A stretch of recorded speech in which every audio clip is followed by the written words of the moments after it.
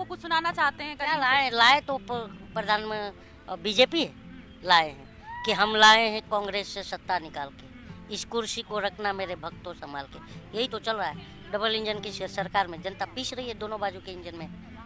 ये आप क्यों बोल रहे हैं डबल इंजन की सरकार में पिस रही है? क्योंकि हम देख रहे हैं उत्तराखंड में भी मामला चल रहा है, उसके चल बारे रहा में है। अभी उत्तराखंड का मामला आपने बताया, बताइए इस तरह का होना चाहिए? ये तो क्योंकि ये देश मुस्लिमों का नहीं है, ये देश क्या सिखों का नहीं है, ये देश क्या ईसाइयों का नहीं है। तो मेरे हिंदू भी हैं दोस्त, आप खुद हिंदू हो, सिखा हो, और मैं कलीम हूँ, हम बैठ के संवाद कर रहे हैं आपस में, हमारे बीच में क्या है? तो इस तरह के जो प्रोपेगेंडा वाले लोग हैं या इस तरह के जो उन्मादी लोग हैं, सरकार क्या आंख बंद कर रही है? क्यों नहीं इनको जेल में डाल रही, क्यों नहीं इनके ऊपर कार्रवाई कर रही है? ये तो हम जनता चाहते हैं, यही तो हम जनता देख रहे हैं। नहीं तो ये 24 में इतना बुरा हाल होगा इनका कि सीटें अपने दूरबीन से देखेंगे कि कहाँ आ रही है कहाँ नहीं आ रही है। आपने अभी महाराष्ट्र का भी देखा होगा, आप महाराष्ट्र के बारे में शायद जानते हैं ना? मैं जानता हूँ, मैं अभी जा भी रहा हूँ। हाँ। और कैसा है महाराष्ट्र में, वो तो हम सब जनता समझ रहे हैं, उसको कुछ ज्यादा औरंगजेब की औलाद कह रहे हैं। हाँ तो वो मालूम है। देखिए एक बात बताऊं, पहले तो ये भगवान का नाम लेकर के वोट मांग रहे थे, जय श्री राम।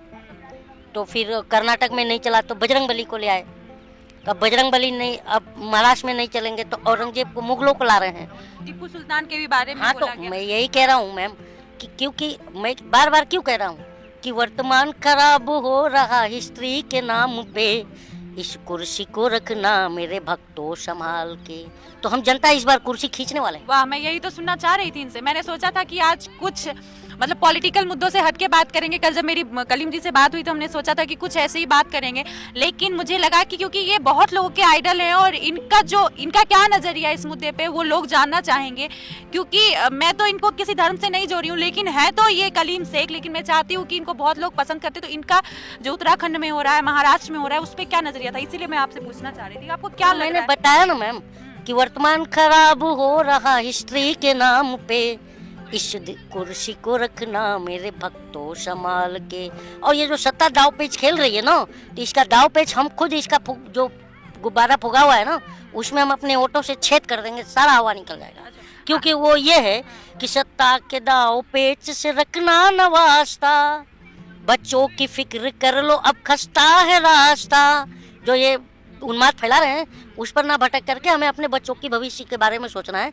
तो इसीलिए मैं कह रहा हूँ कि बच्चों की फिक्र कर लो अब खस्ता है रास्ता, भटका न दे कोई तुम्हें चाय के नाम पे, इस कुर्सी को रखना मेरे भक्तों संभाल के। तो अब चाय के नाम पर कोई भटका नहीं सकता, क्योंकि हमने देखा था 14 में चाय बनाई थी, 19 में गर्म कर ली, और 24 में फिर वही चाय गर्म करेंगे तो चाय जहर बन जाएगी। इस बार क्या लग रहा है? अभी बीबीसी डॉक्यूमेंट्री को लेके भी चल रहा है, उस पे क्या बोलेंगे? डंका पति का तो डंका बज गया, क्योंकि सुना हूँ कि अमेरिका जाने वाले हैं, और अभी ये खबर भी आई है कि वहाँ पर किसी जो है मानवाधिकार वाले हैं कुछ, तो वो बीबीसी की डॉक्यूमेंट्री दिखाने वाले हैं, और वहाँ के सांसदों को भी बुलाया गया है उस निमंत्रण दे करके।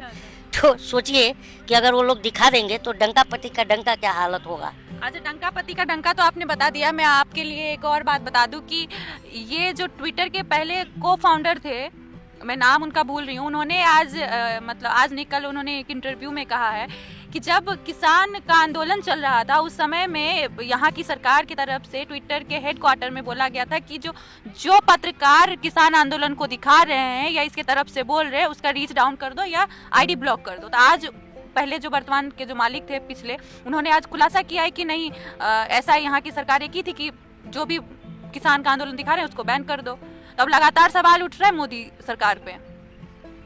हमारे गांव में एक कहावत है, पानी में ना पोटी करोगे ना तो ज्यादा दिन तक नहीं छुपता है। हाँ। नहीं तो आप इस पे देखिए, फिर भी उनके तरफ से, बीजेपी की तरफ से लोग बोल रहे हैं कि अरे वो झूठ बोल रहा है। एक बात बताइए मैडम जी, सिंपल सी बात है, सत्य जो होता है ना ये कभी परास्त नहीं होता, परेशान होता है। सुप्रिया श्रीनेत भी यही बोल रही थी। हाँ तो ये कांग्रेस की प्रवक्ता है। हकीकत बात है, हमारे गांव में हमारे बुजुर्ग भी कहते थे ये बात। और देखिए कैसा है ना कि जो आप ये बात कह रही हैं, ये आपको खुद को पता है कि पेगासस सॉफ्टवेयर का मामला आया था ना, क्या था वो? एक नहीं, लगातार 3 मामले हो रहे हैं। एक तो अभी ट्विटर का हो गया, पेगासस का भी हो गया। हाँ, उससे पहले भी कई मामले हुए थे। हाँ। जैसे कि हिंडनबर्ग हिंडनबर्ग का रिपोर्ट आया था। तो सबको ये लोग झूठ क्यों बोले? इन्होंने उनको भी झूठ बोला और इसको भी कह रहे कि ट्विटर के जो पिछले जो को फाउंडर थे वो गलत बोल रहे। रात इंदौरी साहब को जानती हैं? जी, मैं उनकी बहुत बड़ी फैन। वो कहते थे झूठों ने झूठों से बोला कि सच बोलो, और बाहर एक झूठों की बहुत बड़ी मंडी है, लेकिन दरवाजे पर लिखा है कि सच बोलो, जबकि उसमें झूठों की मंडी है। बस वही हाल है। अच्छा, लगातार जो फिल्में थी, द केरल स्टोरी, उससे propaganda। पहले द कश्मीर फाइल्स, अभी अजमेर 92 करके एक और 72 या 92 करके ऐसे मूवी आ रही है। ये सब किस लिए किया जा रहा है? ये सब ऐसे तो सरकार की तरफ से बोला जा रहा है कि ये लव जिहाद जो धर्मांतरण हो रहा है उसको पर्दाफाश करने के लिए किया जा रहा है, ये मूवी बनाई जा रही है। लेकिन आपके हिसाब से क्या है हकीकत? हकीकत, अभी हमारे यहाँ पर एक विधायक हैं जिनका नाम है जितेंद्र अवार्ड, हमारे मुमरा कलवा से विधायक हैं। तो उन्होंने भी एक मूक प्रदर्शन किया था और उन्होंने जवाब मांगा है कि कितने लोगों का धर्मांतर हुआ है, वो तो आंकड़ा दो, मांगा है जवाब उन्होंने। अभी मैं जाऊंगा तो मिलूंगा उनसे। नहीं, कुछ लोग कहते हैं कि ये देखिए, एक बात बताऊं मैडम, पहली बात, अगर जबरदस्ती धर्मांतर हुआ है तो ये गलत है, उसके ऊपर कानूनी कार्रवाई करो। लेकिन ये प्रोपेगेंडा बना करके अगर आ रहे हो तो हम जनता बेवकूफ नहीं है। नहीं, स्वेच्छा से अगर धर्मांतरण कर रहे हैं लोग तो ये तो बाबा साहब ने मतलब ये संविधान हमारे में दिया है। संविधान में है। हाँ, तो ये अलग बात हो गई। हाँ। लेकिन अगर कोई जबरदस्ती करवा रहा है तो ये गलत है, उस पर कार्रवाई करो, उसको प्रोपेगेंडा मत बनाओ। हम बेवकूफ नहीं, मूर्ख नहीं है। हमारे शिक्षा, स्वास्थ्य, रोजगार और महिलाओं के ऊपर जो सुरक्षा की गारंटी है उस पर बात करो। मणिपुर में भी जो अल्पसंख्यक है, जो सुनिए, हाँ, तो अल्पसंख्यक नॉट अबाउट अ मुस्लिम, हाँ, क्रिश्चियन भी हैं और बौद्ध भी हैं, पारसी भी हैं। तो इन सब के ऊपर एक कानून आना चाहिए। जो इन्हें प्रताड़ित करे उनके ऊपर बहुत सख्त सख्त सजा देना चाहिए। मैं ये जानता हूँ। जैसे कि अभी बना संसद, नया संसद भवन बना, तो उस पे उठा कि अरे द्रौपदी मुर्मू को क्यों नहीं बुलाया गया? आप भी तो एक मीडिया के संस्थान से ही बिलोंग करती हैं और आप भी लोकतंत्र के चौथे स्तंभ हैं। तो आप बताइए कि आर्टिकल 79 क्या कहता है?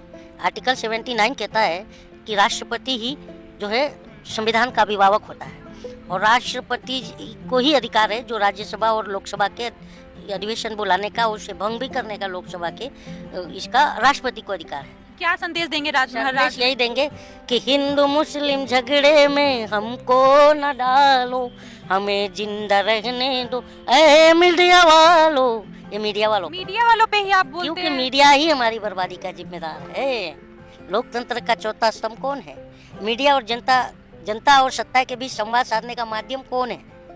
कौन है तो मीडिया। तो who is responsible for this incident? एक पर्टिकुलर मीडिया, टीवी मीडिया को बोल रहे हैं, सोशल मीडिया को बोल रहे I हैं। am also confused on this case and public is आपको also नहीं लग रहा है कि सोशल मीडिया सच्चा पत्रकारिता कर रहा है? सोशल मीडिया में भी है, बहुत गंदगी है, बहुत ही गंदगी। बहुत ज़्यादा है। टीवी खोलो तो कोई इधर कोई उधर बेवकूफ़ खड़ा रहता है, एक इधर बेवकूफ़ खड़ा रहता है, एक हिंदू रहता है, एक मुस्लिम रहता है, दोनों बेवकूफ़ आपस में लड़ते हैं, वो हमें दिखाते हैं सोशल मीडिया में भी। तो मैं तो दर्शकों से ये कहता ही हूँ बार बार कि ऐसे चैनल जहाँ दिखे उसे रिपोर्ट मार करके कहते हैं कि धर्म खतरे में है, हिंदू किसी धर्म खतरे में। आपका धर्म खतरे में? नहीं, मेरा आप क्या हो? हिंदू। और मैं मुस्लिम हूँ। हम दोनों का धर्म खतरे में नहीं है। क्योंकि खतरे में क्या है मालूम है? ये डोंगियों का सत्ता है।